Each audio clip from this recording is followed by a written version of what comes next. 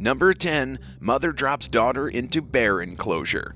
In January of this year at a zoo in Uzbekistan, a mother has been charged with attempted murder after dropping her 3-year-old daughter into a bear enclosure. CCTV footage has surfaced online of the incident, and as you can see, the mother is carelessly dangling her young daughter into the bear pen. The child desperately clings to the railing before she's ultimately dropped 16 feet or just under 5 meters into the water section of the bear's enclosure. The mother stands there and watches seemingly with no remorse as others at the scene hurry to the child's aid. A man who watched this happen almost jumped in after the girl in an attempt to save her life, but realized zoo workers were already sprinting into action. Zuzu the bear, whose enclosure it was, quickly notices the little girl and runs over to sniff her out, but leaves her alone after seeing she was still alive and clearly not a snack. The bear was then taken into the indoor part of the enclosure so that zookeepers could rescue the girl and get her to safety. The young girl survived the incident with just a concussion and a few cuts and bruises from the fall, according to news outlets. The mother has since been detained and now faces criminal charges and up to 15 years behind bars for attempted murder. Number 9. Naked Man vs. Lions. In May of 2016, a man attempted to end his life by throwing his naked body into the lion enclosure at a Chilean zoo. Former soldier 20-year-old Franco Luis Ferrada Roman entered the zoo as a paying customer and then stripped naked, climbed on top of the lion enclosure, and managed to get inside. He proclaimed he was a prophet sent by God, and this so-called prophet quickly got the attention of the lions. At first they played with the man, but that soon turned violent as he was mauled by the two big cats. Metropolitan Park Director Mauricio Fabri later confirmed that a suspected death note was later found in the man's clothing. The note stated, quote, "The apocalypse has arrived, and I will know when it shall come, and I am the prophet, and I have returned for my people," end quote. In the end, the lions were shot and killed in an attempt to save the man's life. The zoo director Alejandro Montalva said, quote, "There were no fast-acting tranquilizers available, and she was left deeply affected by the deaths of the two lions," end quote. Witnesses at the event state Ferrada was screaming religious things and shouting about Jesus as everything was happening. As a result of the incident, he sustained several injuries to the head and pelvic area, but his body will recover. His mind, however, now that's up for debate. Number 8. Dancing for the Lions. How would you react if you came face to face with a lion? On September 28, 2019, local Brooklyn resident Maya Autry climbed inside the African lion exhibit at the Bronx Zoo. Guests at the zoo watched in absolute shock as the 32-year-old put her own life at risk as she seemingly happily climbed into the enclosure with the wild animal.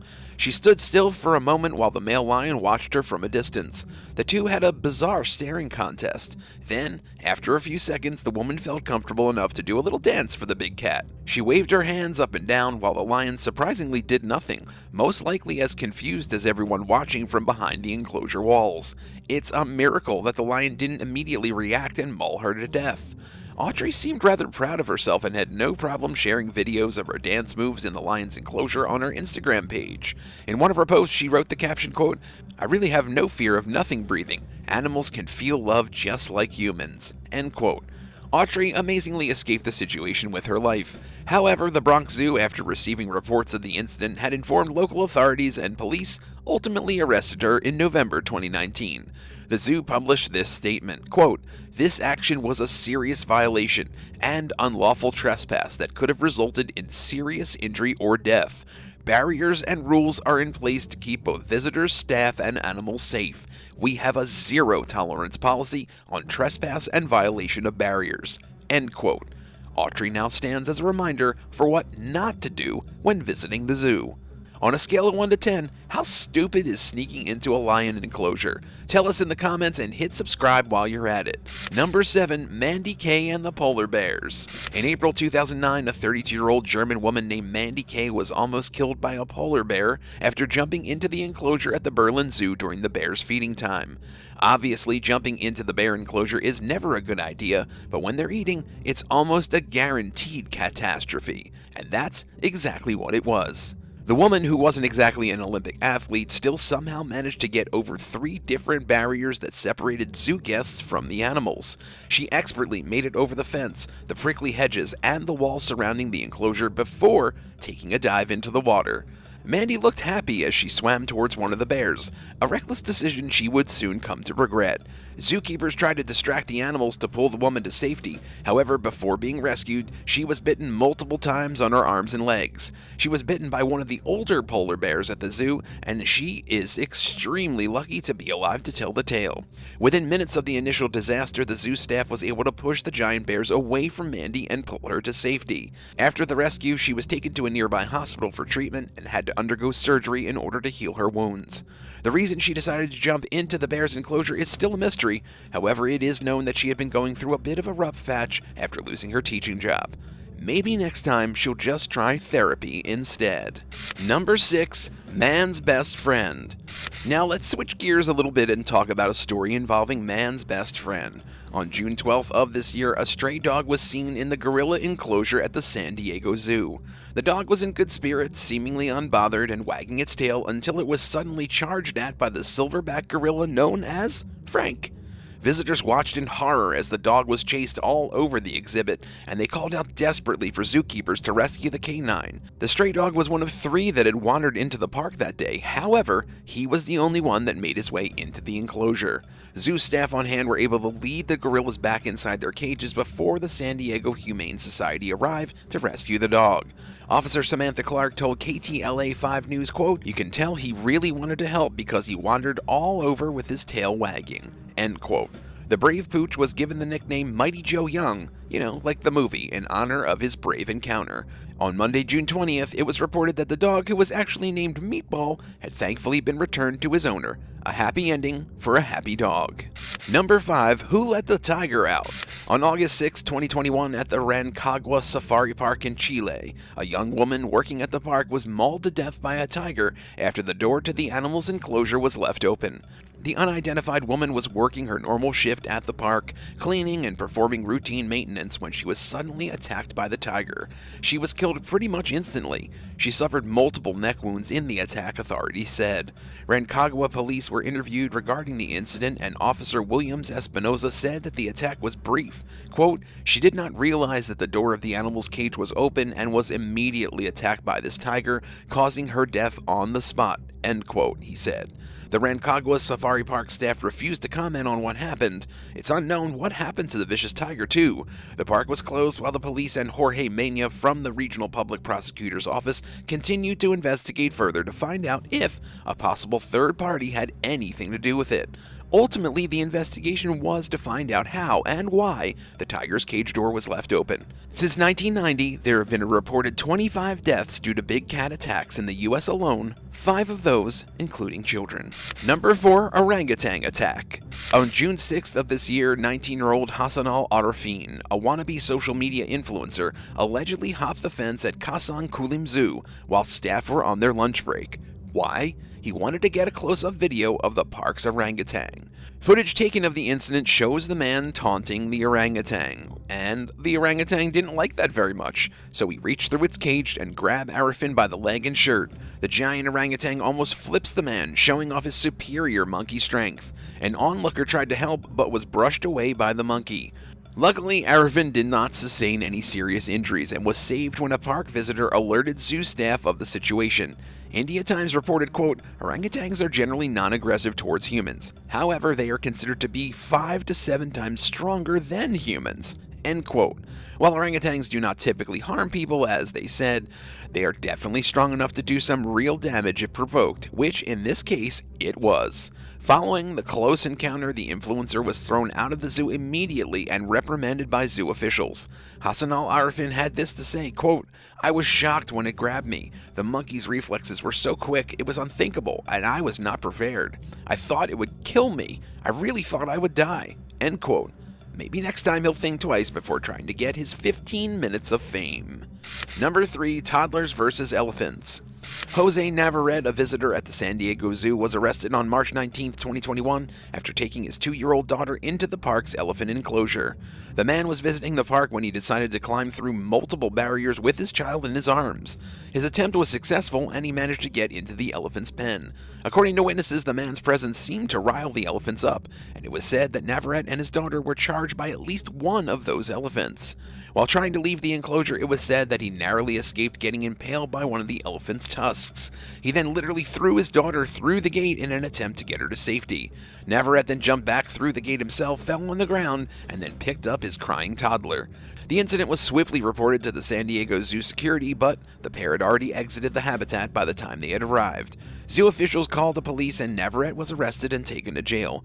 He was charged with child cruelty and held on $100,000 bail. Messing with elephants is not only dangerous, but it can also get very expensive.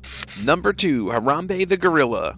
On May 28, 2016, a gorilla named Harambe was shot and killed at the Cincinnati Zoo when a young boy fell through a fence into the gorilla's enclosure. The incident came just a day after Harambe's 17th birthday. Isaiah Dickerson, 3 years old at the time, was able to slip his way through the barrier. The young boy pushed past trees and brush before falling nearly 15 feet or just about 5 meters into the primate's exhibit, which held several gorillas. 2 of the female gorillas were taken safely to their holding area, but male gorilla Harambe ignored pleas from the zookeepers and approached the boy. The giant primate then grabbed the boy and dragged him through the shallow waters of the moat within the enclosure. Those who witnessed the incident recall that it didn't appear like Harambe was going to hurt the boy, but in the end, he's still a wild animal, and wild animals are always unpredictable. A dangerous animal response team, also known as DART, was present at the scene, and they deemed the boy's life to be in imminent life-threatening danger. The team responded quickly, unfortunately having to fatally shoot Harambe in order to save the young boy's life. Isaiah was safely rescued and did not sustain any major injuries. Harambe was featured heavily in meme culture following the event and lives on in the hearts of everyone involved in the incident. Long live Harambe. Number 1. Protective Rhino Mamba. This story takes place in Basel, Switzerland in July of 1990. A 29-year-old unidentified woman was attacked and killed by the Basel Zoo's rhinoceros after she foolishly ignored zoo barriers and climbed into the rhino enclosure. The exhibit contained a mama rhinoceros and her young calf. The woman approached the 8-year-old rhino and actually petted it for several minutes before the calf began to approach the woman as well. When the calf came near, the mother's maternal instincts kicked into hyperdrive and she suddenly attacked the woman. After the first charge, the woman tried to escape while zoo staff attempted to get her to safety.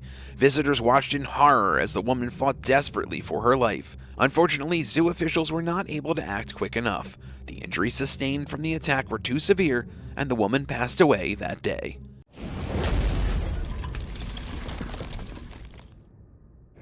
Number 10. Breaking into SeaWorld. In 2012, Welsh tourist 20-year-old Kerry Mules and 21-year-old Rhys Owen Jones were visiting Australia and got really drunk and came up with a really horrible idea. They decided to break into SeaWorld Aquarium located along Queensland's Gold Coast. Once they were inside, they swam with dolphins, deployed a fire extinguisher in a shark enclosure, and even stole an innocent little penguin named Dirk.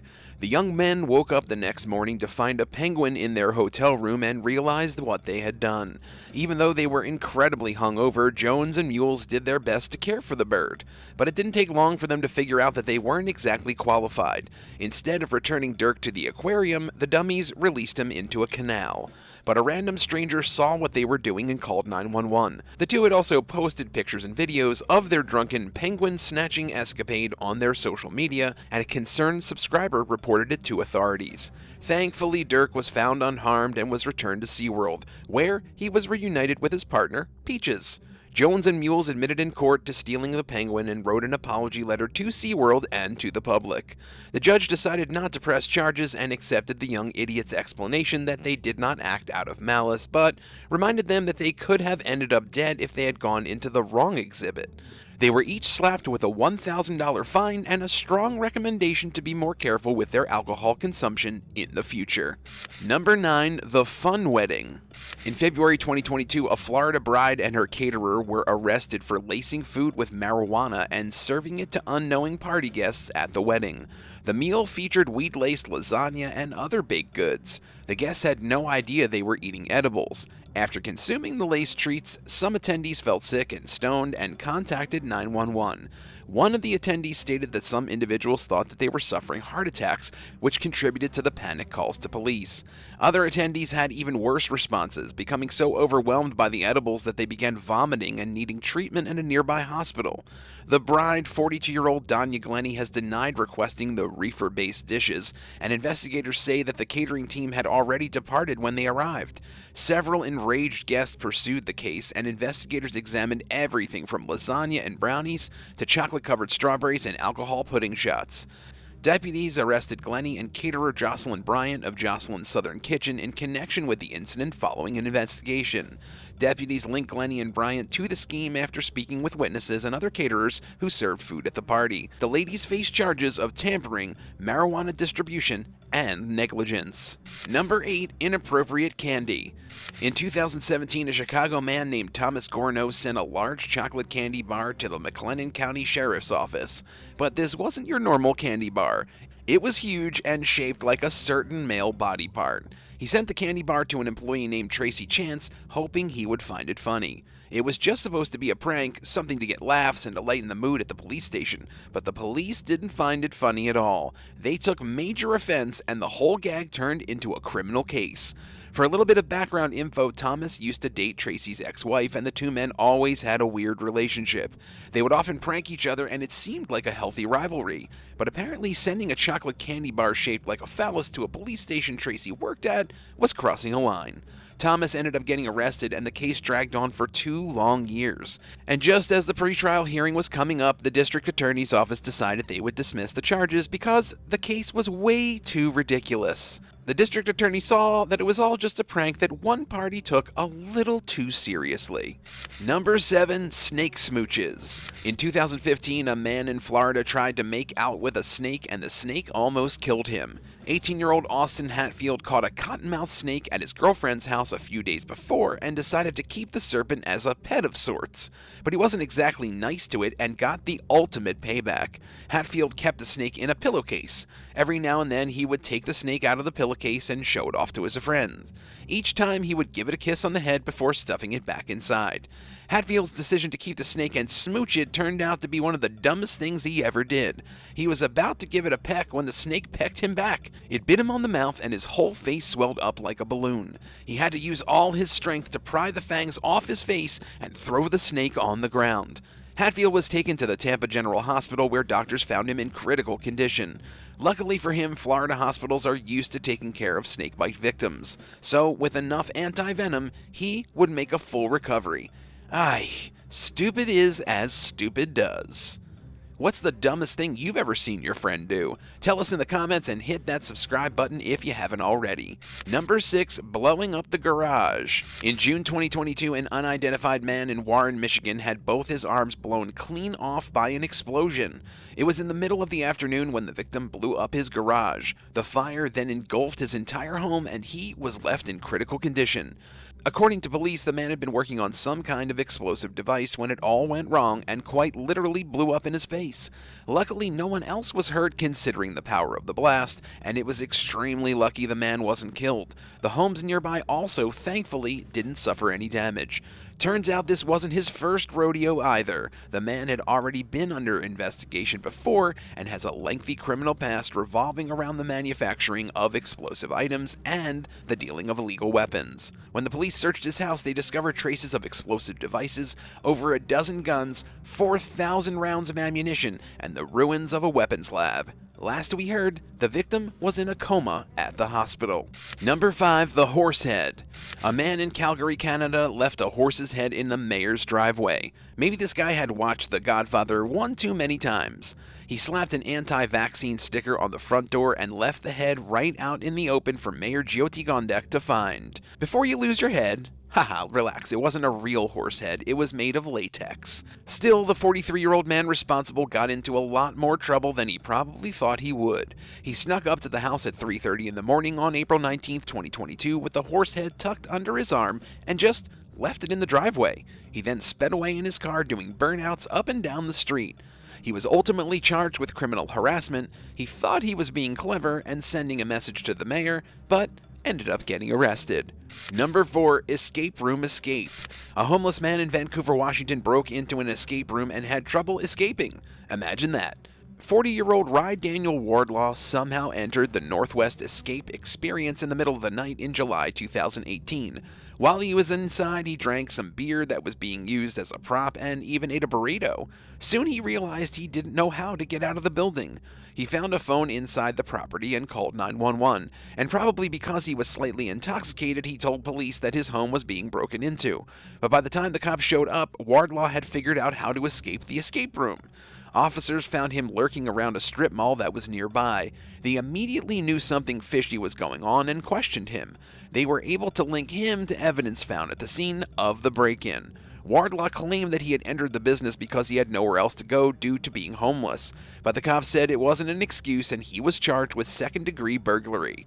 Northwest Escape Experience is still open today, and Wardlaw's bad decisions keep piling up over the years. Number 3. Subway Surfer.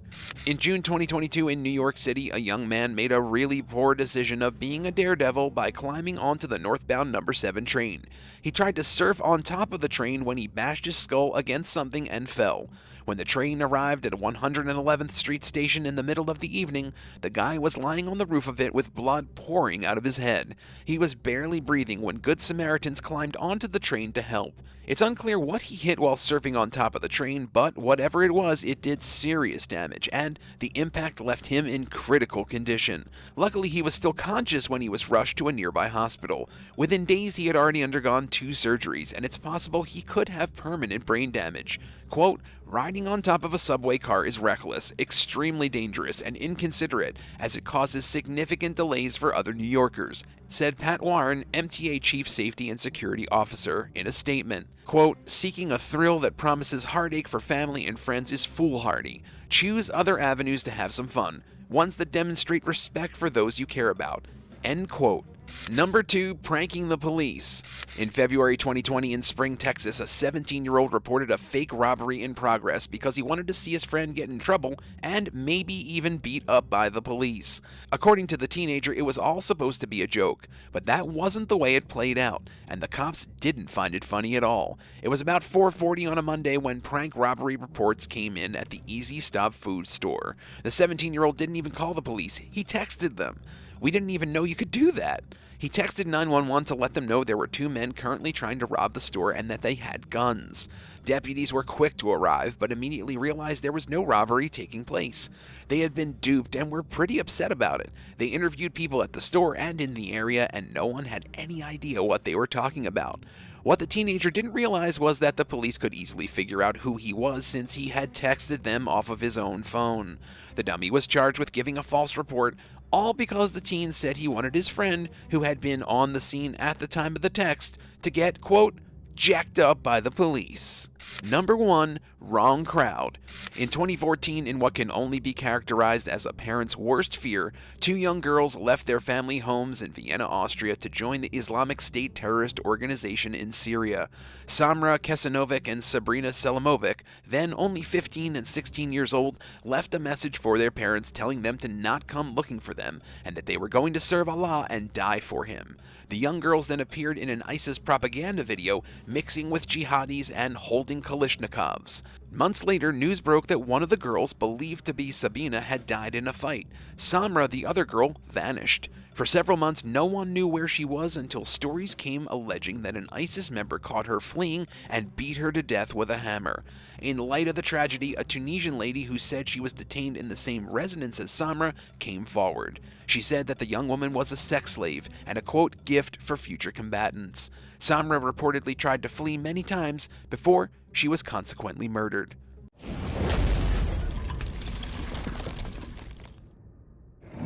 Number 10. Dr. Donald Klein.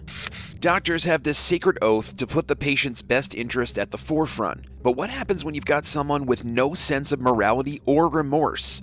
Well, a lot of horrible stuff. Dr. Donald Klein was a pretty prolific fertility doctor back in the 1970s and 80s. In fact, he was the best in Indiana, which made couples turn to him when they struggled to conceive.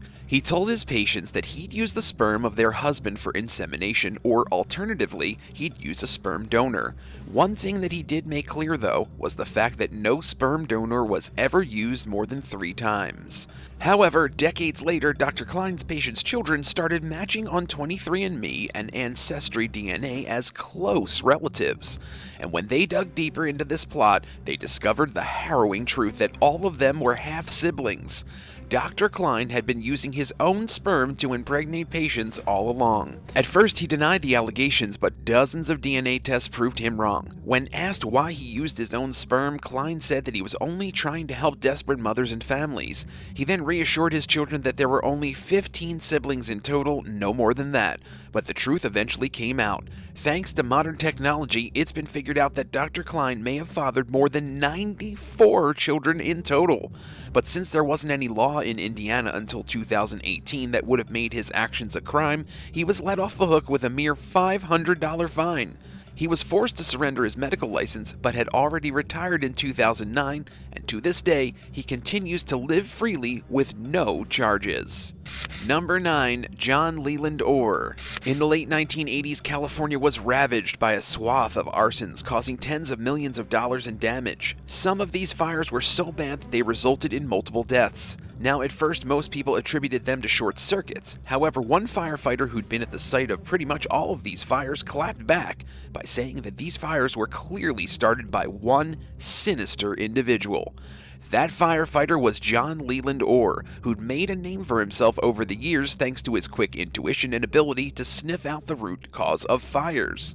One thing that did keep popping up, though, was the fact that he was close to these incidents almost every single time, which got suspicious as the years went by. So after some investigation, it was discovered that Orr was the one behind all of those fires. Not only had he left fingerprints at these sites, but his methods of starting fires were also twisted. Apparently, he made an incendiary device by using a cigarette and 3 matches. The same device had also been used to start a ton of bushfires in the state of California. Oh, and he even wrote a whole book about his arson escapades, where he described his feelings under the guise of a fictional character. His motive? Pure, unadulterated pleasure. According to him, watching things burn felt better than sex. He also loved seeing his work get highlighted in the news, which is why he kept attributing these fires to arson. Orr was found guilty of destroying hundreds of homes and other property, yet showed zero emotional response to it.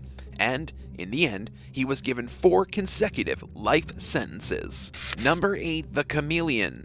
In 1994, 13-year-old child Nicholas Barclay went missing from his neighborhood in San Antonio, Texas. Since he was a bit of a delinquent, his parents thought that he'd just run away for the day.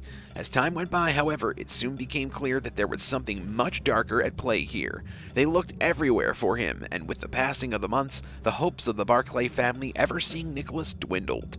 3 years after their son's disappearance, the family received a jarring phone call saying that their son had been found in a remote village in Spain. He was identified through a photograph from the missing person registry.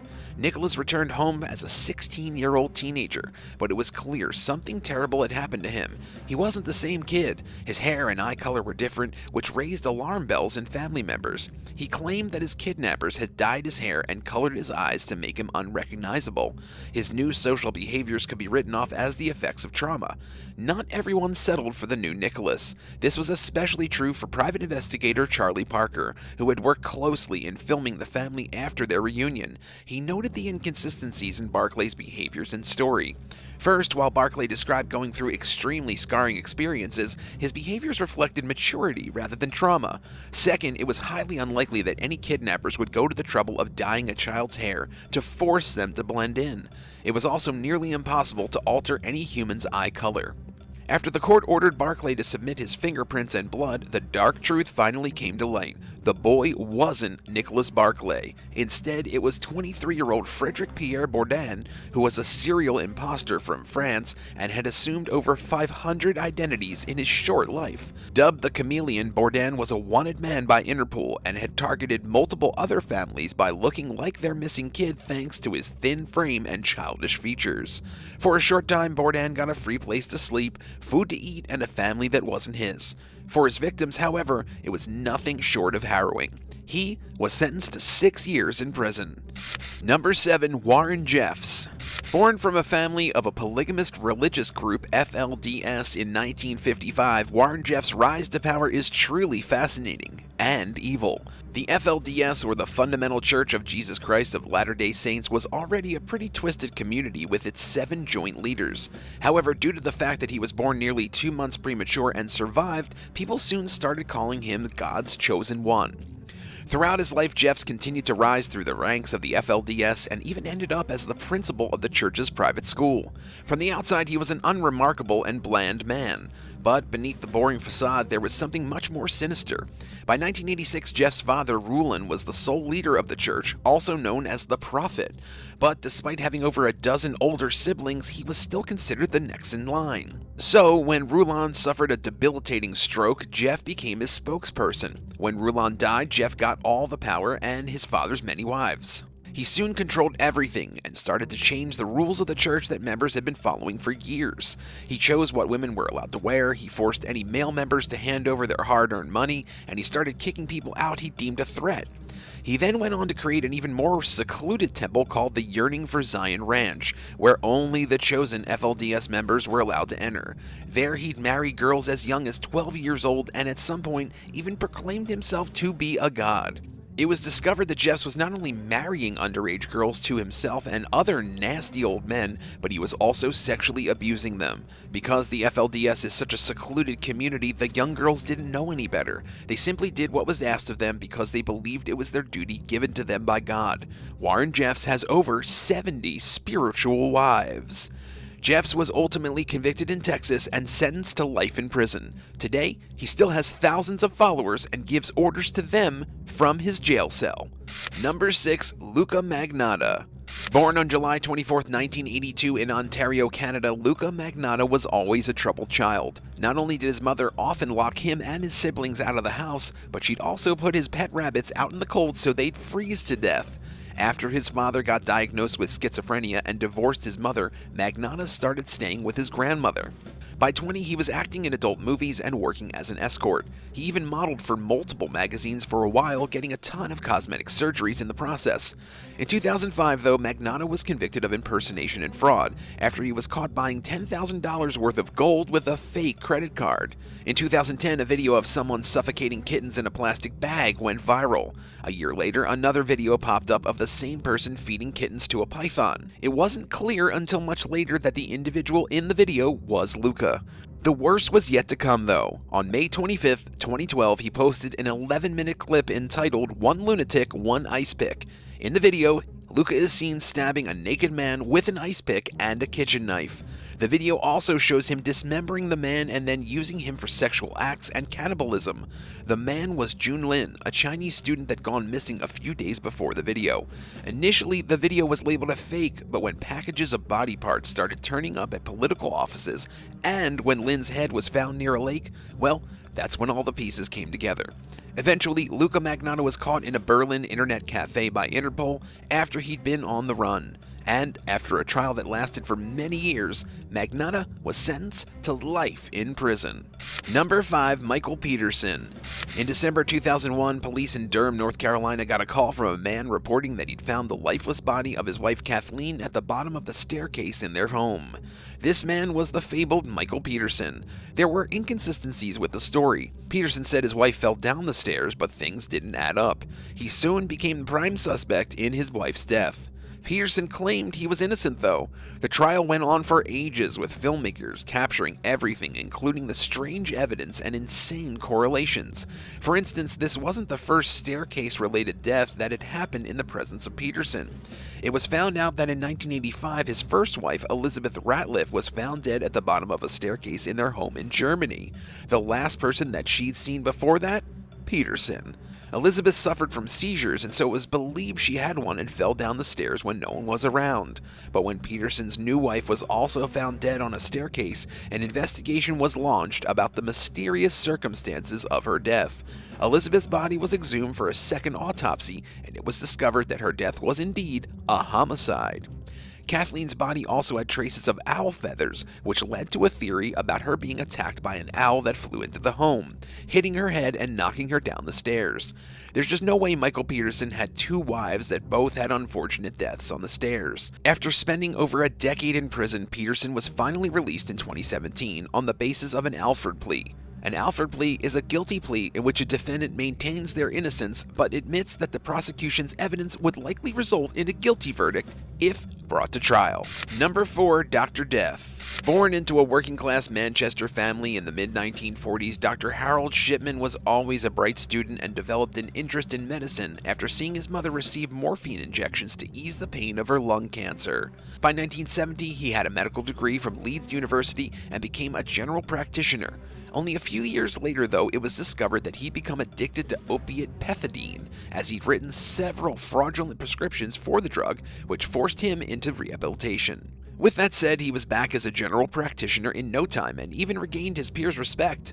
There was something fishy about him, though, when people started noticing unusually high cremation certificates that Shipman had signed off on. On top of that, there were also striking similarities in the recent deceased patients, as the majority were elderly women who were found sitting up and fully clothed.